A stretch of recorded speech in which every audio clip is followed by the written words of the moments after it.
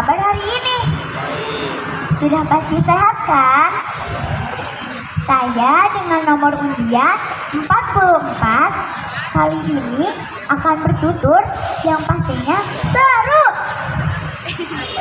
Cerita ini diambil dari seri cerita anak yang diterbitkan oleh Mapus Bandung, diceritakan kembali oleh M. Bayang Sanier dengan judul Lutung Kasarung.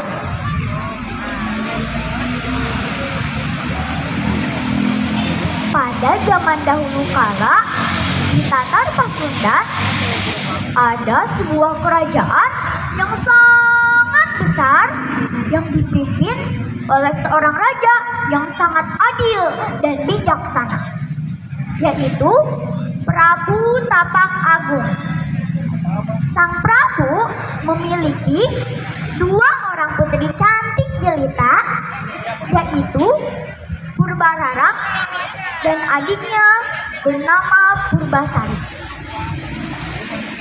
Saat akhir hayat sang Prabu mendekat, Prabu Tapak Agung menunjuk Purbasari untuk menjadi penggantinya. Purbararang tidak setuju adiknya menjadi pengganti ayahnya. "Aku putri sulung, seharusnya ayahanda memilihku," gerutu Purbararang pada tunangannya yang bernama Indrajaya. Kemudian mereka berdua berencana mencelakakan Purbasari. Mereka meminta bantuan nenek sihir untuk mengusir Purbasari dari istana. Nenek sihir itu pun mengeluarkan mantranya. Tiba-tiba kulit Purbasari menjadi terasa gatal dan bernanah. "Orang yang dikutuk seperti dia tidak pantas menjadi ratu.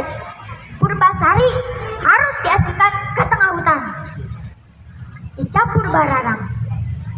Kemudian ia menyuruh seorang patih untuk membawa Purbasari ke tengah hutan. Sampainya di hutan tersebut, patih masih berbaik hati membuatkan pondok untuk Purbasari. "Tabahlah Tuan Putri, yang Maha Kuasa selalu melindungi putri," ujar sang patih. Lalu patih meninggalkan hutan tersebut. Selama di hutan, Purbasari berteman dengan banyak hewan yang hidup di sana. Di antara hewan-hewan tersebut ada seekor kera berbulu hitam yang misterius. Kera tersebut selalu memberi buah-buahan dan bunga yang indah setiap hari. Purbasari pun menamainya Lutung Kasarung.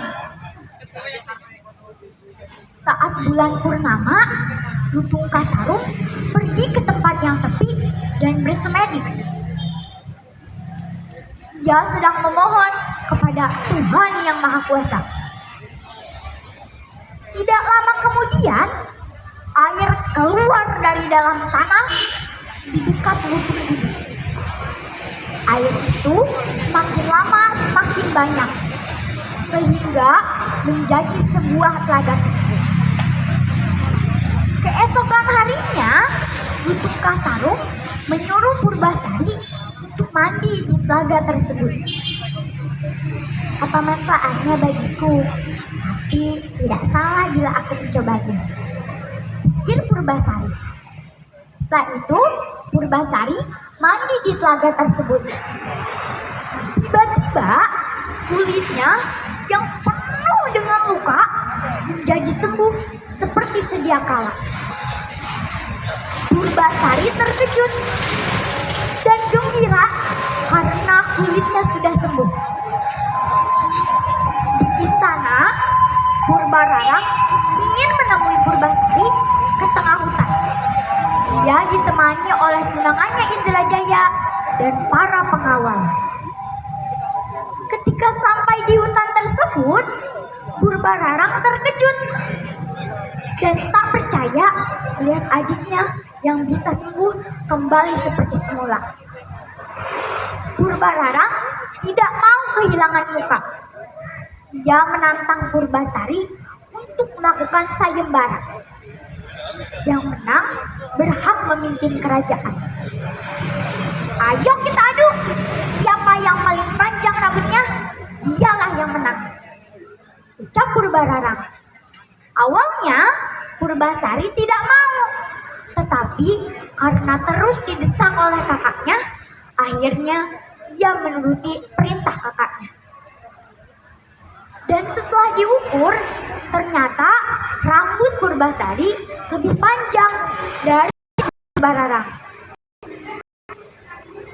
Baiklah, aku kalah. Tapi bagaimana kalau kita adu tampan tunangan kita? Ini tunanganku, kata Purbararang sambil mendekat kepada Indrajaya. Purbasari kebingungan. Dia punya tunangan.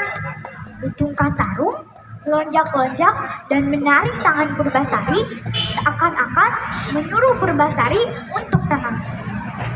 Namun hal itu malah membuat Purbararang tertawa hahaha sambil mengejek Purbasari.